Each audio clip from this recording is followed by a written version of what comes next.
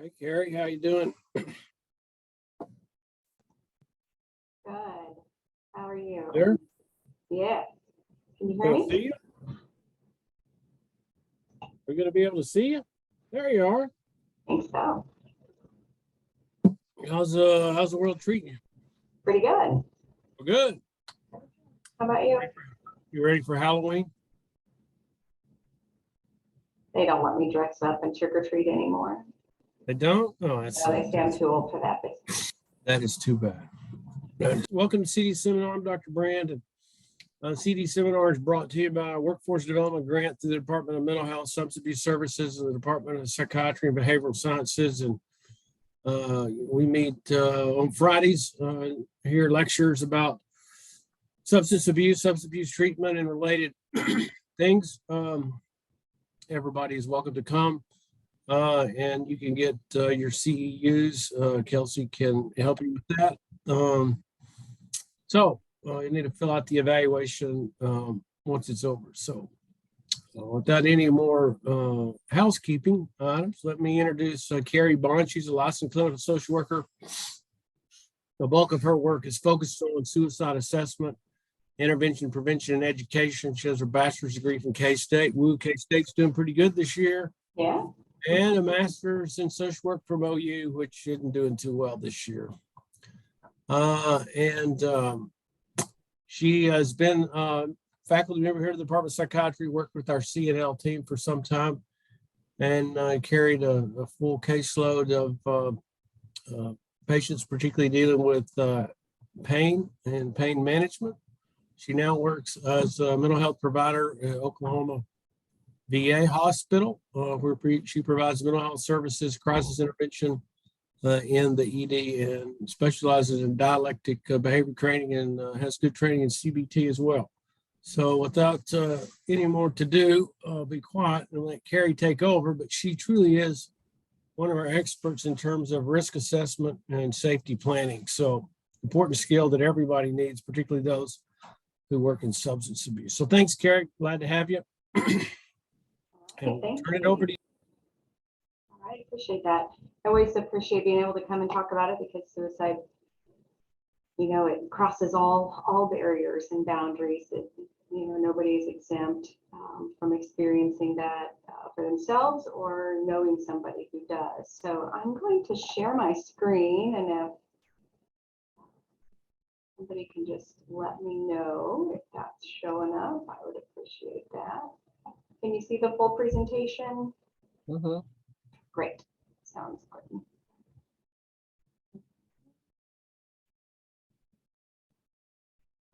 Great.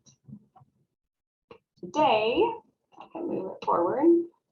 Our objectives are, right, to gain awareness of suicide risk factors and the impact that specifically that substance use has on risk, and then understanding the importance of assessing risk, and then what are the current practice standards in preventing suicide.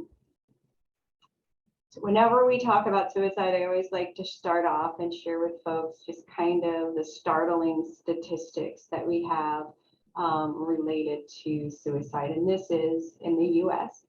And the data is almost always about 2 years old for us. So 2020, we saw an average of 130 suicides per day in the United States, which over the course of the year was almost 46,000 individuals who lost their lives to suicide. It is the 12th leading cause of death in the US, which is wonderfully, some of the prevention efforts that are in place are impactful. The 2019 showed that it was 10th leading cause, so we're happy to see that fall. We want to see that fall even more. And then for every suicide, we know that there are a number of attempts, and so 1.2 million estimated attempts in 2020. Think about that. That's astounding. Men tend to die by suicide more often than women, at almost a rate of 4 times. Their attempts are more lethal. And and tend to relate to the next category, which is utilization of firearms. So 62% of suicide deaths can be attributed to firearms. Another graphic I wanted to share with you all this year is the pyramid of suicidal behaviors. And I think this, because we all, appreciate Maslow's hierarchy, this pyramid is pretty familiar to us from that and just the way that we like to look at and conceptualize things. So if you think about, as a general rule, what we know is about 12 million people have seriously considered suicide in the past year.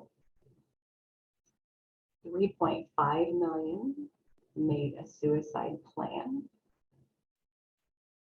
1.4 million made an attempt. And then again, almost 46,000 were able to complete suicide and end their life. So, our goal here and what we really want to focus on and talk about today is that, what happens, how do we interact with folks early on at the base of this triangle to minimize the risk that they have to when people have the thoughts, how do they act, how do they respond so that they don't move further up the pyramid? And if they do, move forward with making a plan, how do we intervene at that point? So, we want to really impact these two lower levels to be able to make those top numbers decrease. And so we're going to talk a lot about, not a lot, but we're going to talk a good deal about assessment. And some of that's just knowing what the factors are that increase an individual's risk for suicide. And specifically, we look at this in different areas. So demographically, we know that being male increases risk for suicide. Folks who don't have anybody else in the home. So whether they're widowed, divorced, or single, people who live alone have a higher rate of suicide attempt and completion. And then being white also has a higher level. Though what we know, unfortunately, we are seeing a rise in the number of suicide attempts and deaths of young African American men. And so there's a lot of research that's going into that, and how do we reach individuals and provide them with the services and care that they need to be able to intervene before they act on it. Psychosocial aspects are, right, there's not a good support network. Maybe they don't have a job, a drop in socioeconomic status. And I think we're really gonna maybe, because we know this is a factor, as we look at inflation and things rising, that, potentially, I don't want to see it, but potentially there may be a risk for an increase again. And then access to firearms. And there's always big debate, right, about what our control of weapons. So psychiatrically, if folks have a diagnosis or any comorbid health or mental health diagnosis, such as substance use. Physical illness, so we know that chronic pain plays a big role in suicidality, as do things like HIV and cancers and cardiac issues, other nervous system impairments. Psychological dimensions, so just this, this distress, this psychic pain that people have, and anxiety, hopelessness, decreased self-esteem, personality disorders, and just this, right? We live on the internet, we live with this social media, and this idea that perfectionism is attainable. And, we know that it's not. And I think even folks who are experiencing this, they realize if you had a verbal conversation with them, they know it's not. But when you see the pictures, it's hard to not want to live up to and to recreate those types of perfect scenarios within our own lives. So that's also a thing I think that continues to have such a big impact on suicide rates. Behaviorally, folks who are more impulsive, and we're going to talk a little bit more about the suicide risk curve and what that looks like. So we know that being impulsive is more likely to lead to acting on suicidal thoughts. Having a history of aggression, having severe anxiety, panic attacks, agitation, being intoxicated, and even a prior suicide attempt. Cognitively, thought restriction, some polarized thinking, right, or just rigid thought that's not flexible, not able to perceive that there are other options. And then trauma, of course, we live in a society where there's a lot of trauma. So whether that's sexual or physical abuse, whether it's just neglect or military service, all of the shootings that we see and the secondary trauma that we're learning more and more, the impact that it has on the general public and feelings of hopelessness also has been pretty impactful. And then genetics, right? If there's a family history of suicide, if there's no illness or abuse within the family system, then those are all aspects that increase and worsen suicide. So just want to briefly look at, we just covered those pieces that we can attribute to increased risk for suicide just in general. But if we look at then also risk factors for substance use, we see that there's a lot of similarity here. So on the individual level, right, there's genetic predisposition, maybe there's psychiatric disorder, the low perception of risk related to substance use, being impulsive, hostility and or aggression, rebelliousness, poor social skills, and feeling alienated, right? So that being isolated, not having a good social support. Family, again, abuse, excessive conflict, the interpersonal difficulties within families that have that low level of support, and peer groups, involvement with peers who use alcohol or drugs or engaging in other risky behaviors, work and school, negative climates, low or again that sense of being perfect, the high expectations with that. And it's not listed on here, but again, right, even unemployment or being of school age and not attending school, so dropping out or even just attending virtually without having exposure to positive peer groups. And then within the community, aspects are just the norms, the customs, and the policies that permit or promote substance use. Economic deprivation, again, somewhere we're possibly moving into with 7% plus interest rates and a scarcity in housing. So those are all going to play a part with that, and such a limited rentals out there. Disorganized, again, being alienated, and then the pro-use messages, of course, that we see in media and advertising, we tend to glorify. We see it on Facebook or Twitter, Instagram, and Friday afternoon conversations tend to be, hey, what are you doing this weekend? You guys want to go have a drink? Those types of things. So we have this bit of pro-use and normalizing of that. And then, in society, just the availability of substances, unemployment, discrimination, folks who are marginalized. So you can see how so much of that crosses over. And so it's not really a surprise when you look at that there's such a strong relationship between substance use and suicide.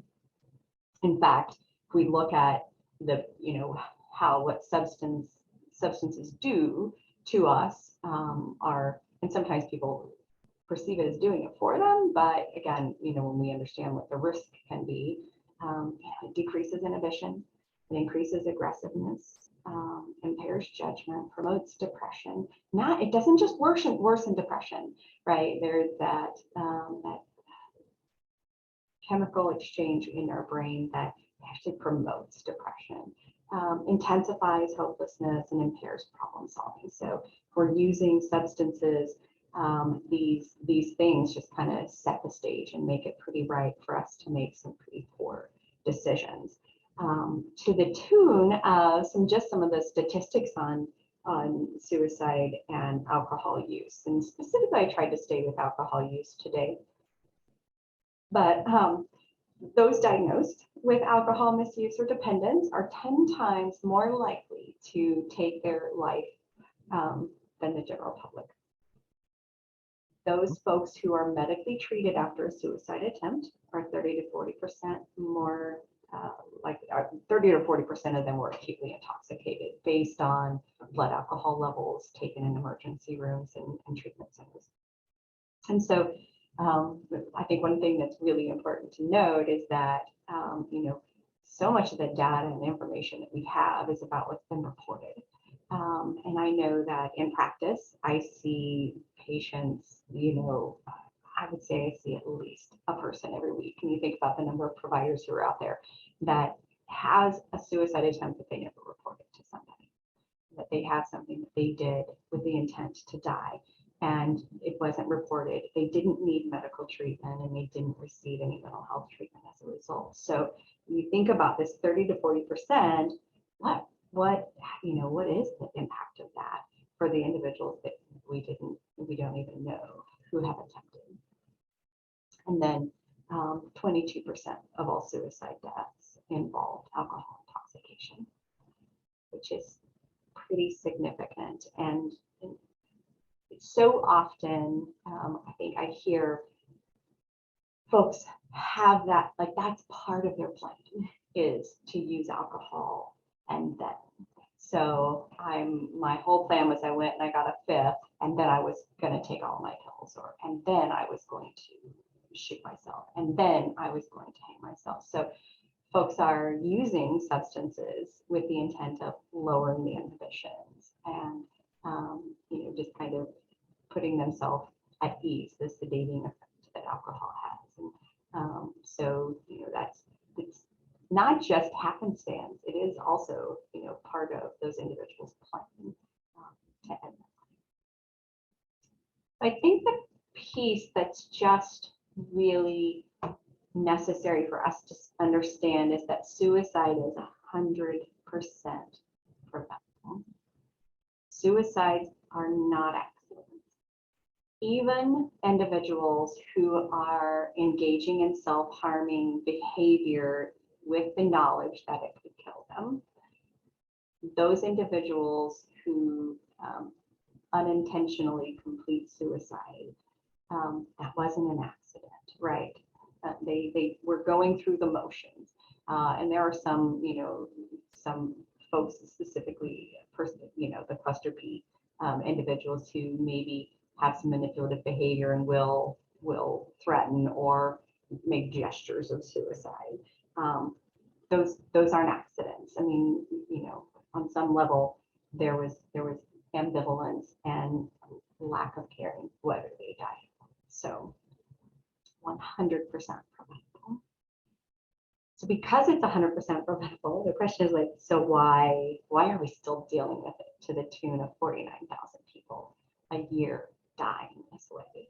And, there are a lot of philosophies and there's a lot of discussion about why that is, but I would propose that, some of the major barriers to screening and assessment come from the fact that we're still uncomfortable talking about it. It's still difficult to say to people, are you thinking about ending your life? Do you want to die? Do you want to be here? And just difficult to look somebody in the eye and ask them that question.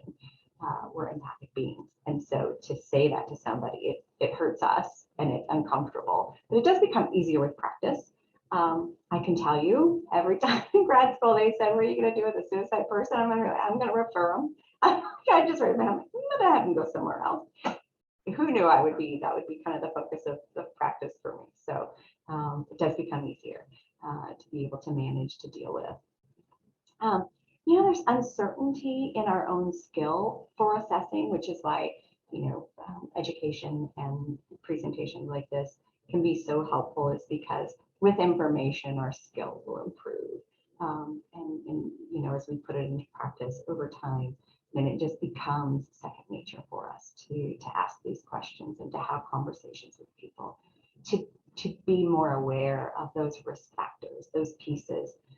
If we don't know the things that make somebody set the stage for somebody to be more likely to end their life, then we don't know what we're looking for when we're talking to them. So it's why I want to make sure that folks have a good, clear understanding of that.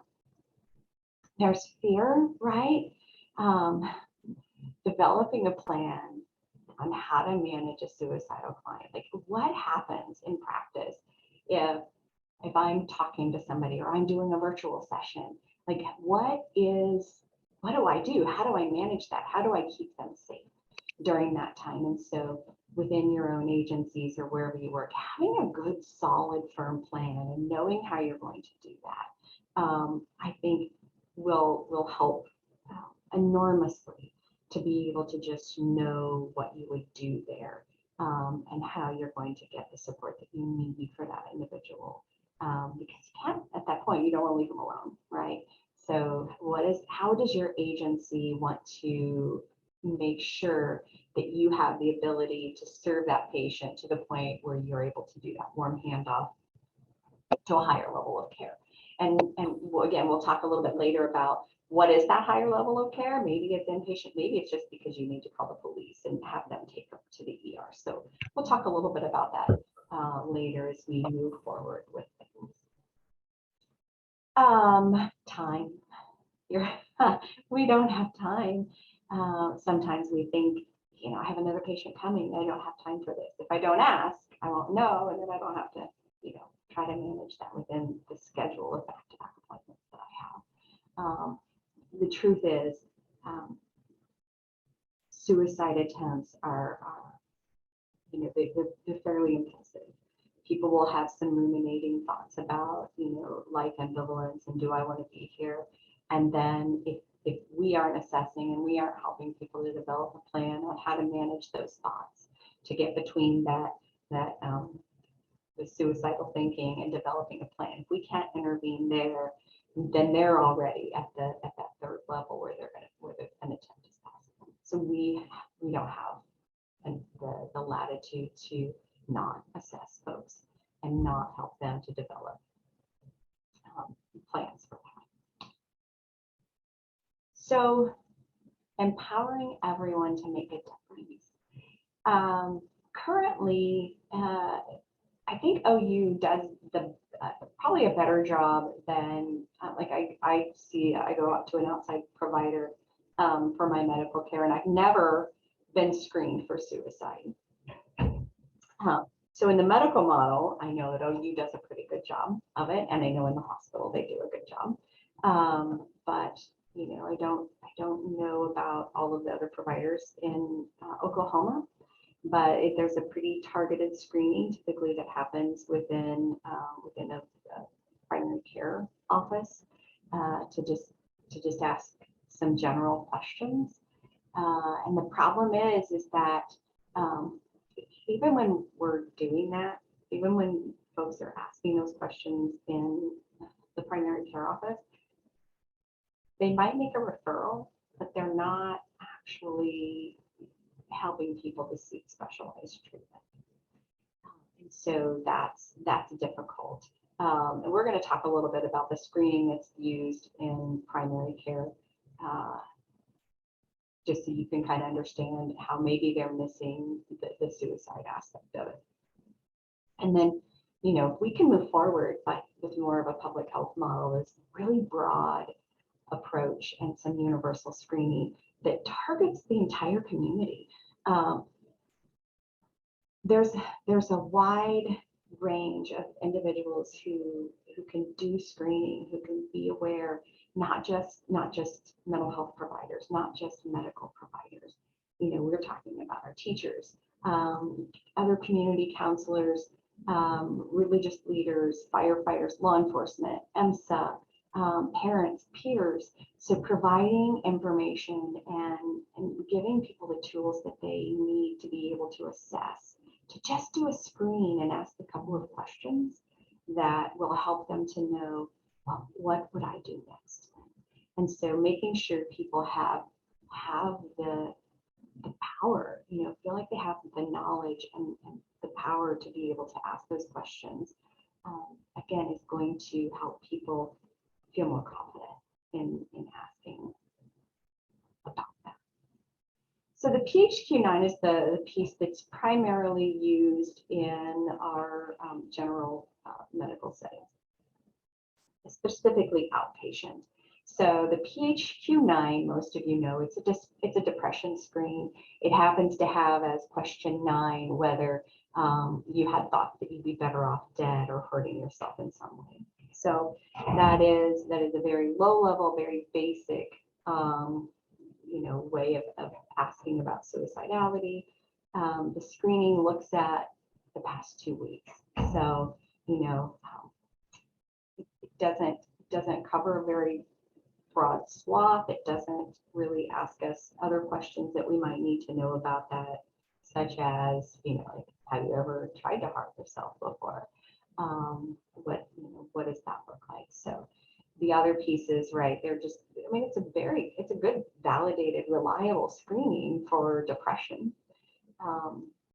It's not necessarily robust when we're looking at assessing for suicide. So it's a start, just not quite there. The nice thing about the PHQ-9, and there are other screeners that folks use. This tends to be a little bit more the standard. The patient safety screener. I'm trying to think of the names of a lot of them. I was going to create a list for you, and I don't think I put a slide in here for that. We'll see. I think what's nice about it is right, it's public domain. So it was created by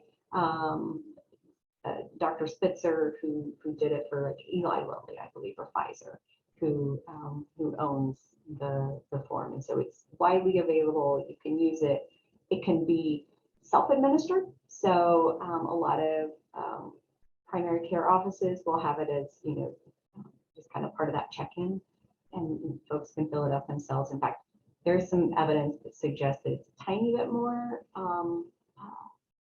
reliable if patients do it on their own as opposed to if they're asked the question.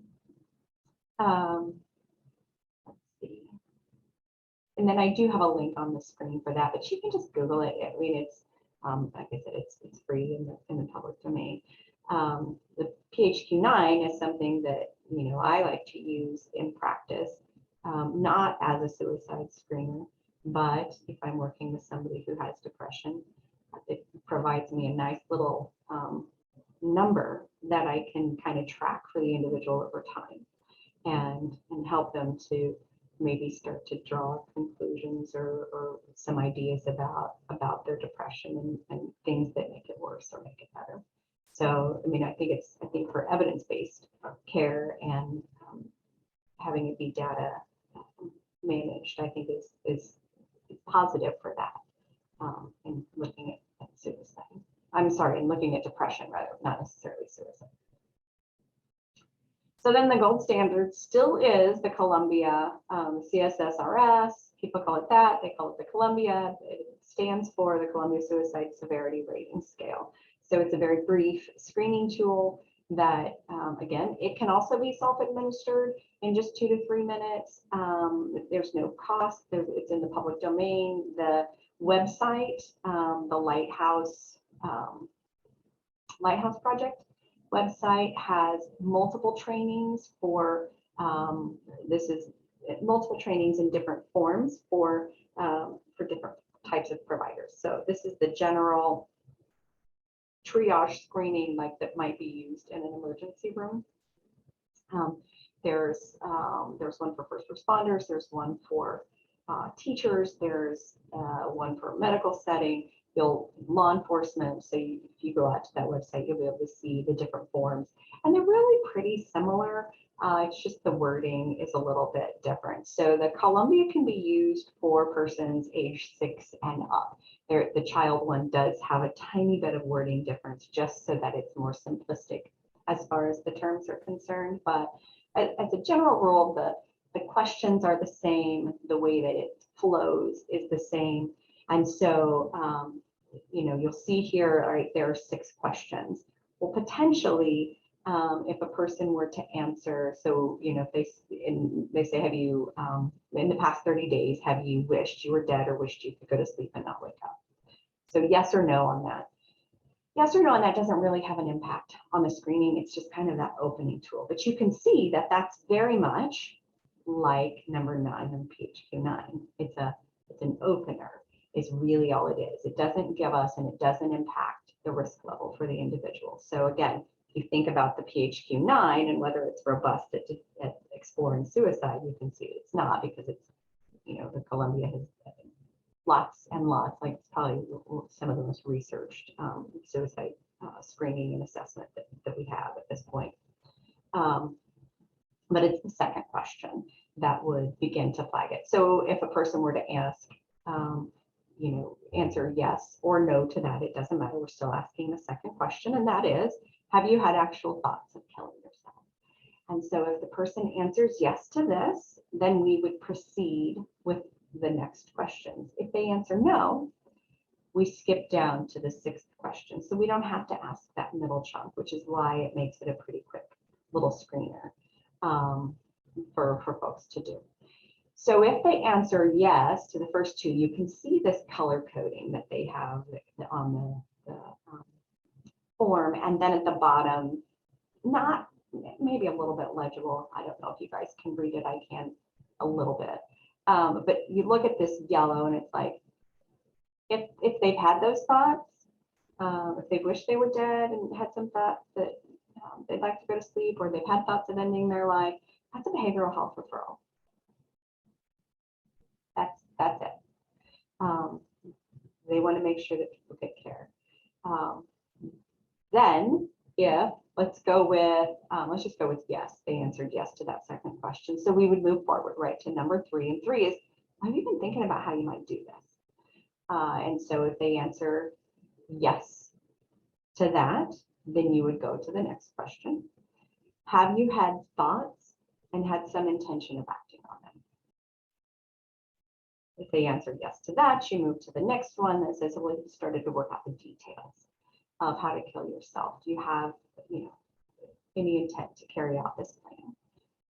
And then the 6th question that gets asked each time is, have you ever done anything, started to do anything, or prepared to do anything to end your life?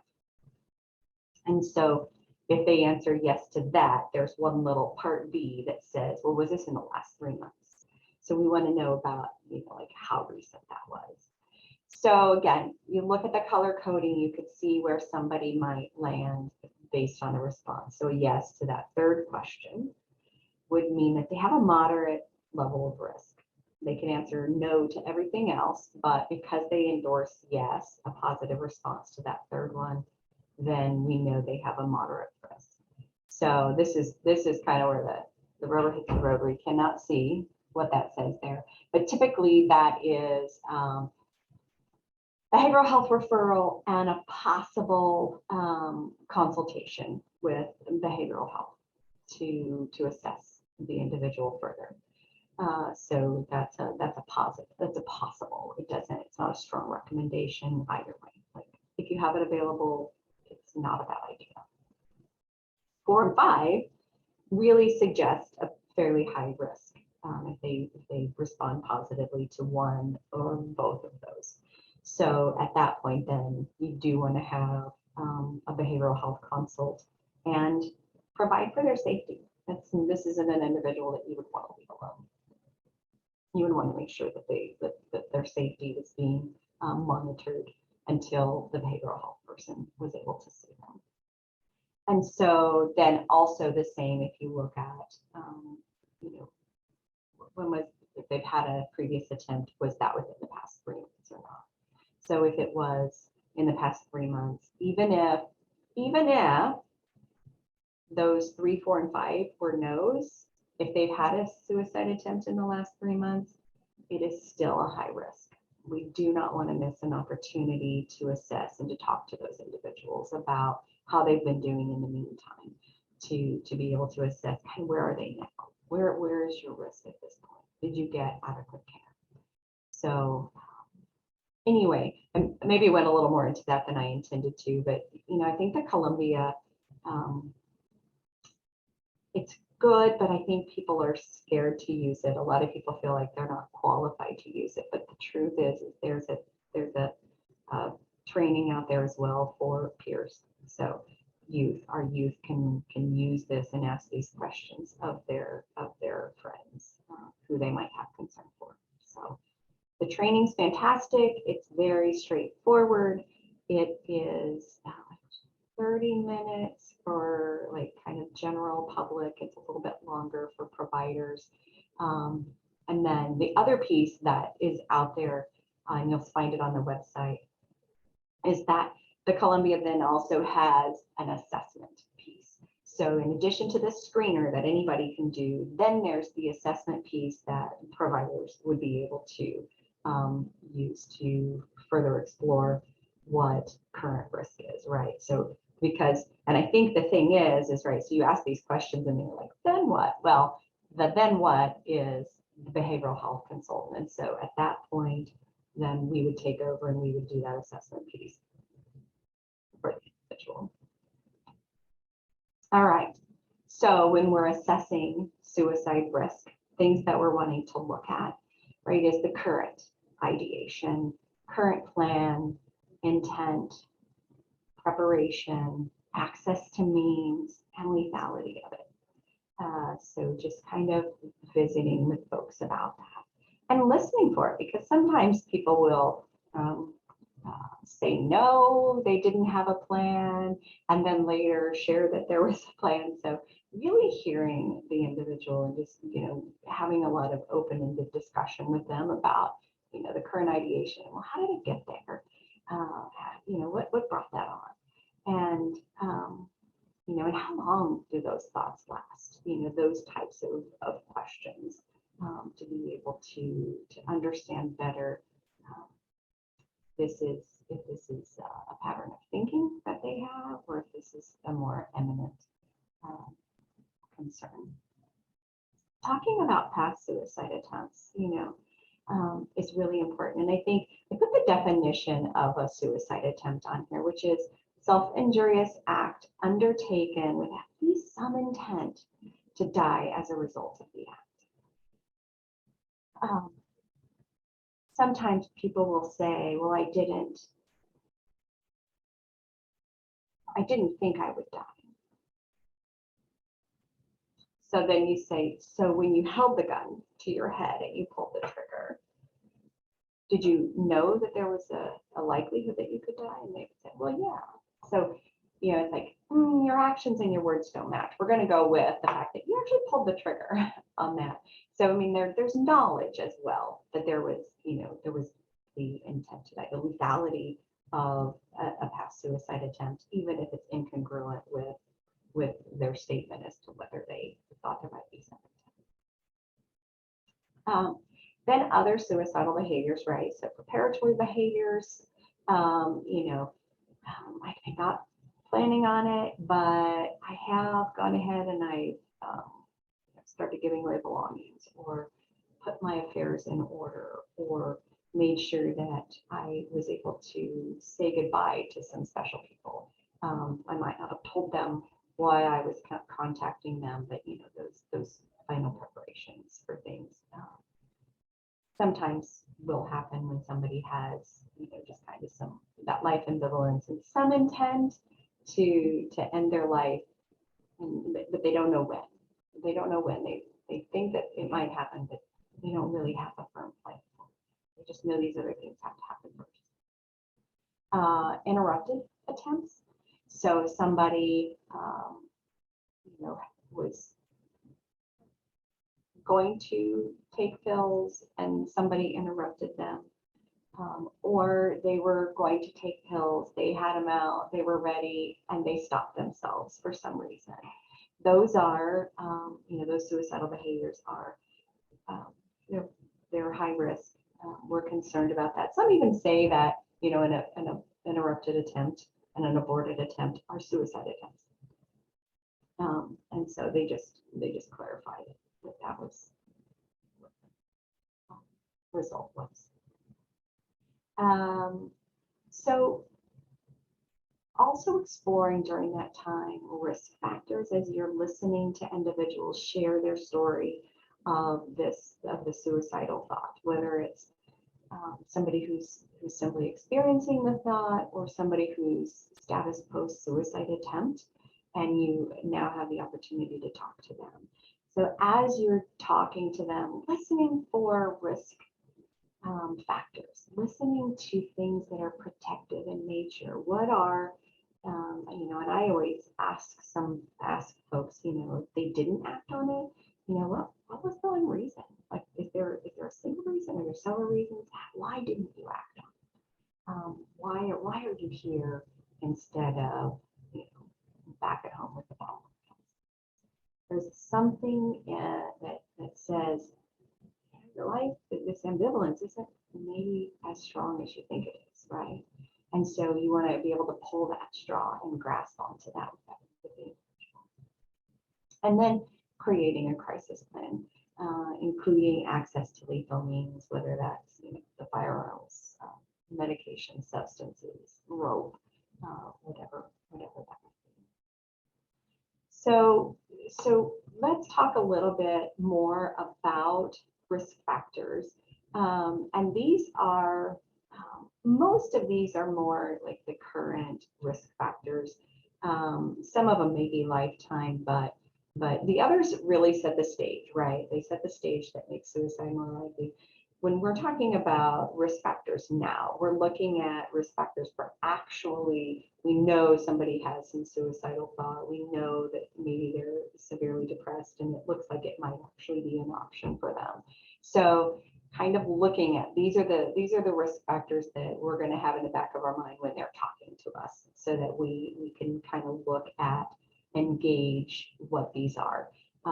Because these are going to go into our determination as to, well, what next? As providers, what next would we want to do? So, that chronic physical pain or some acute medical problem, folks who have homicidal ideation, or have been violent recently, aggressive or disruptive. Again, lifetimes, like the physical abuse, the history of suicide in the family.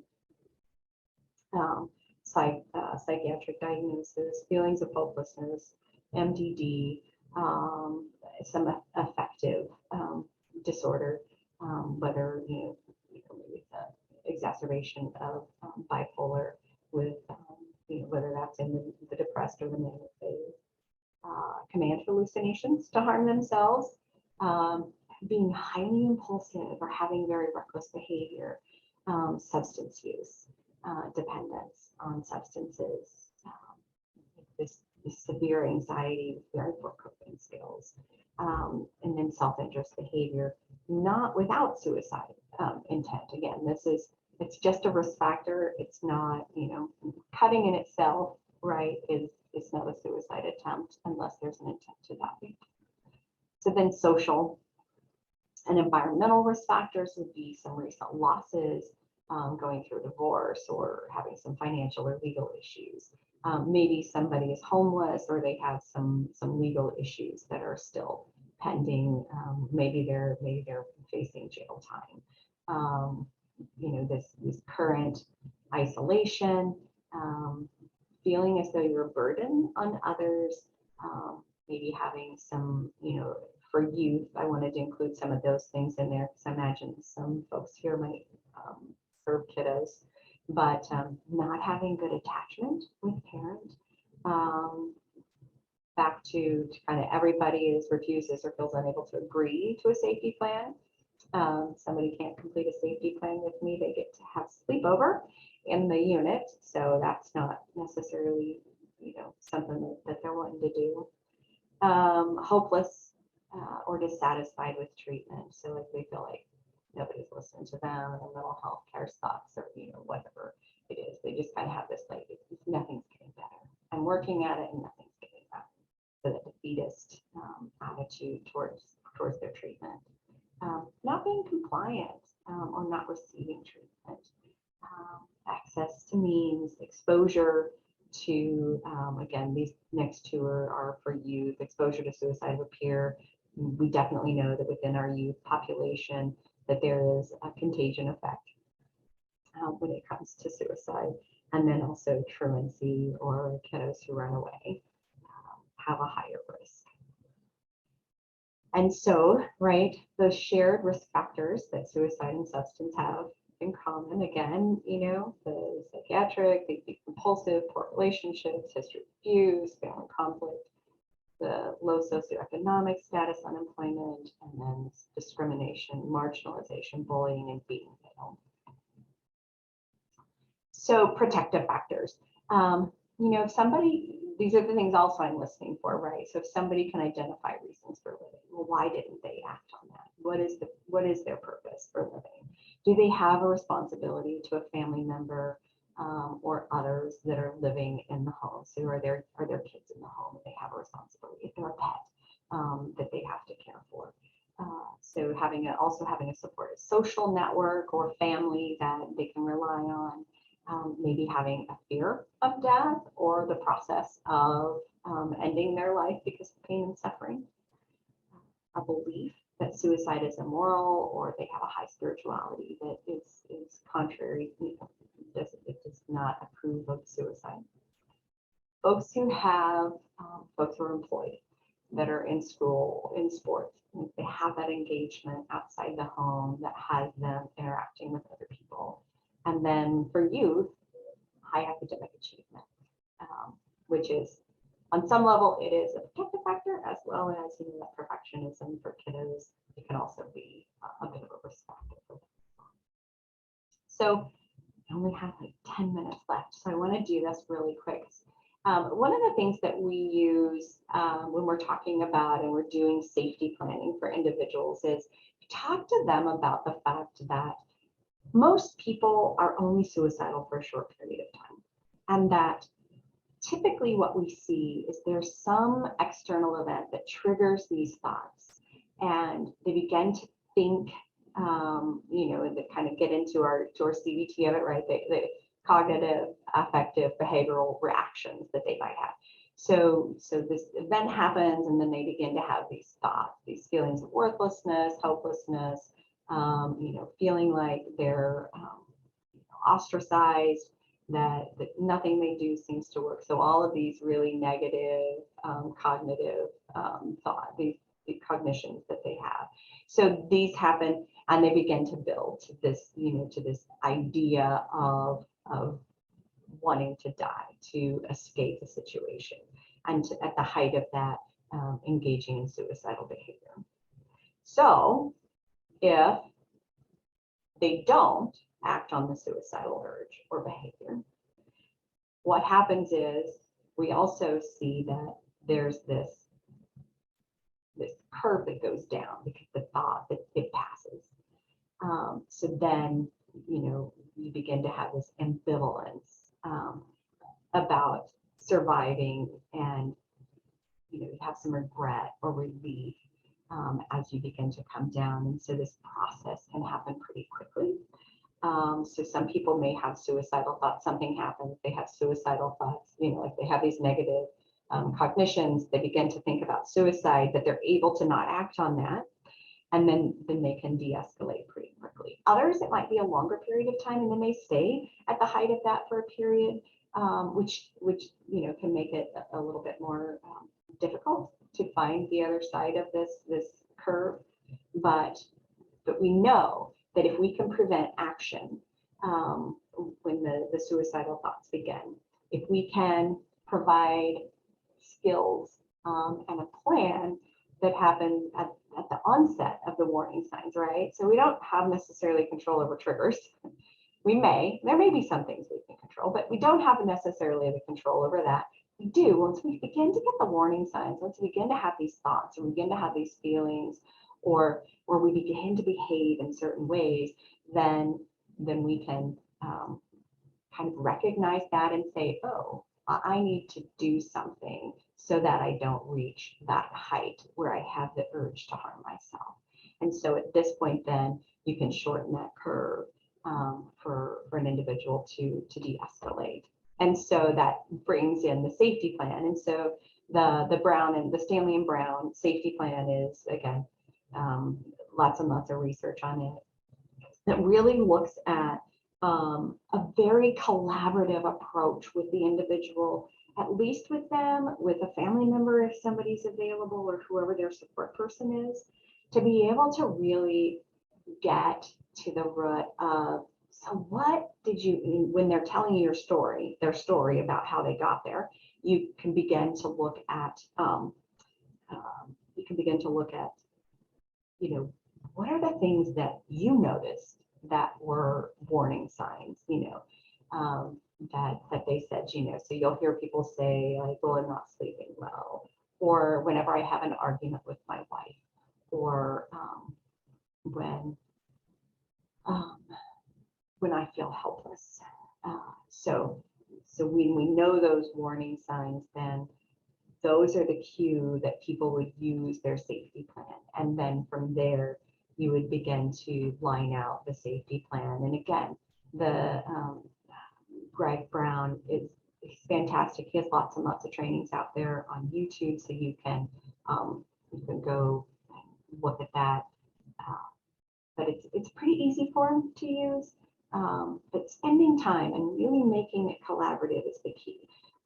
Just filling it out to check a box doesn't tend to be as robust. People don't have the buy-in to use it. But if you really talk about the fact and keep reminding them, right, that remember, we're noticing the warning signs, and tell me the last time you were angry and stayed in that, and how long you stayed in that, right? So kind of exploring, like, well, how long do you stay angry? So this safety plan has to work for that 30 minutes, right? We have to have something you can do for that 30 minutes, or something that distracts you and can de-escalate you sooner.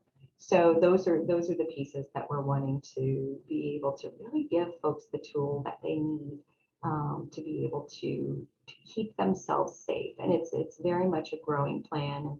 And it's not static by any means. It grows and it changes for the individual. The last piece I want to cover today is really about, Title 43A, the Oklahoma Mental Health Law. I was on a team recently that it was a team of professionals that we were developing but we were enhancing the way that we managed patients who had suicidal thoughts. And how we needed to protect their safety. And so as this group began to talk, everybody's using different terminology and meaning the same thing, or using the same terminology and meaning different things. So what we recognized was that even within our own network, we, the nomenclature for what the mental health law outlines there wasn't a consensus for us. So we developed it. We didn't really develop it, but we developed a tool for our team to use, and then we shared it with all of the employees. So and the mental health law, I mean, it's updated routinely, but it's very complex, and it's pretty confusing. And it does try to provide us with some common terminology, but even those are very lengthy. They're very complex, and so to really be able to make it usable, we created a tool that looks at, and I'm not going to read every one of these to you. There's 2 slides here, but one is like, what is a person who requires treatment? So who is this person that we might want to ensure that they ensure their safety? And so this really goes into that, with also the information of, like, who doesn't meet the criteria of being somebody who requires treatment.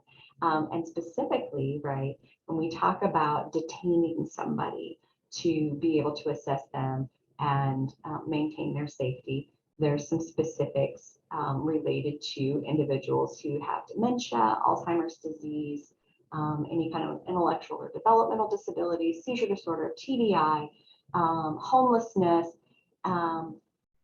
Those are individuals. You cannot detain somebody for that reason alone. They must have an underlying mental health condition or substance problem that is creating an imminent safety risk for that individual. So the other piece that was really important for folks to know is that folks seemed to be that individuals forgot that people could voluntarily admit themselves for treatment, that if they have the capacity and the wherewithal to seek help, like we would ask them to develop within their safety plan, then we should honor that. We should allow people to voluntarily admit, even if we believe they're at risk, because it is conditional, right? Like if somebody admits themselves to an inpatient psychiatric unit for treatment because they were suicidal, well, it's a locked unit. They're going to be screened before they leave.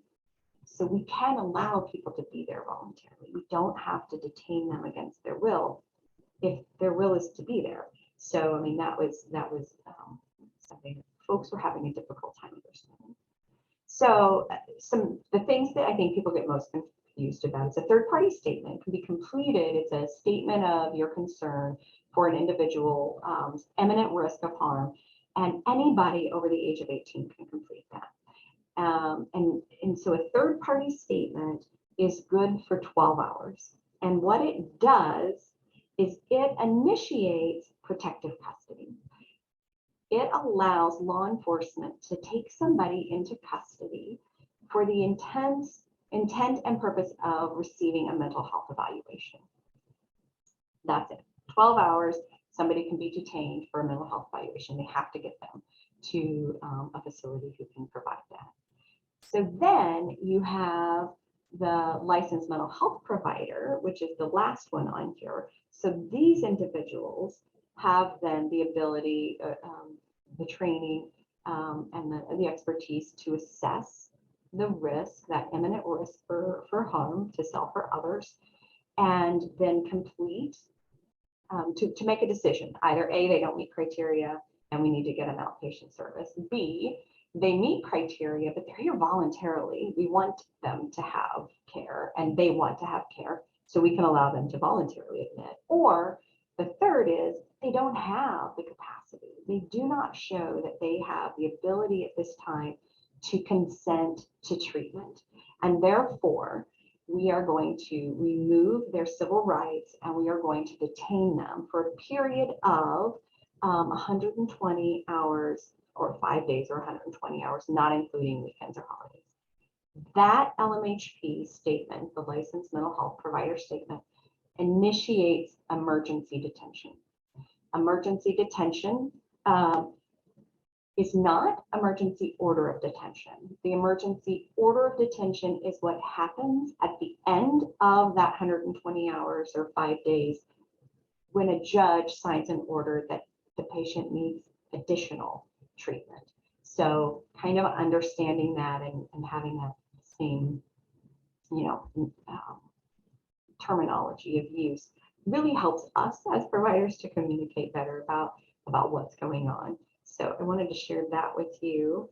I also want to share with you, right, the 988, the Suicide Crisis Lifeline. It's the new one. It's 988. You can text it. You can call it. There is also an online chat version as well. But anyway, so it's been in the works for a long time. And so finally we have this really easy. Nobody has to remember an 800 number anymore. So anyway, and that's it. I'm going to stop sharing my screen so I can see, I can't see comments or anything when I'm in the midst of that. So I want to see, is there anybody have, we have 1 minute. Does anybody have any burning questions or anything they want to share? No, except that it's just been so all over the news and all in the media about the increased suicide rates. Just seems like it's just going up and up. And it just seems like more and more of an emergency all the time, you know? Yeah. And Yeah, it's heartbreaking, and we just need to make sure, right, that everybody's empowered to be able to do that assessment and intervening before people act on it. At OU, one of the things that I do data over there, and one of the things that we know is that it's completely inverse. Adults come into the hospital, 80% of adults come into the hospital with suicidal thought. Only 20% come into the hospital having had a suicide attempt. At children's, it's completely the opposite. 80% of the kids who come into the emergency room have had a suicide attempt. Only 20% of our kiddos are coming in with suicidal thought, that we've caught them ahead of action. And so, right, that just is, to me, just is really a demonstration of how we absolutely have to intervene. Suicidal thoughts tend to be, people are very impulsive. And so being able to intervene early so that we can get those numbers down, especially for kids, just heartbreaking. and they're so impulsive. You're right about that. Yeah. It's just scary.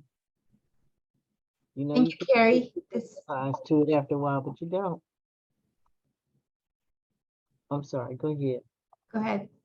Well, thank you, Carrie. This was very informative. Yeah, thank you, Bella. I appreciate it. Good to see you. Good to see you too. All right. All right. Well, we are out of time. If anybody wants, just get a hold of Kelsey, and she can email out my PowerPoint if that's something that anybody wants. So, okay. All right. Thanks for coming. Appreciate y'all. Thank you. Have a good weekend. Thanks. Bye-bye.